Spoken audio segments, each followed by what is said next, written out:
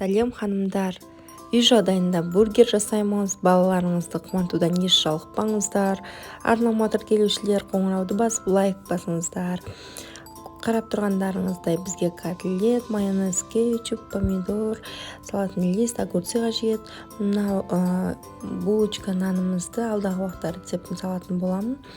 Өте керемет болады, жасап көріңіз. Ең алдымен нанымыздың ортасын кесіп, майонез, кетчуптың барлығын бұдың етіп жағып тастаймыз дағына.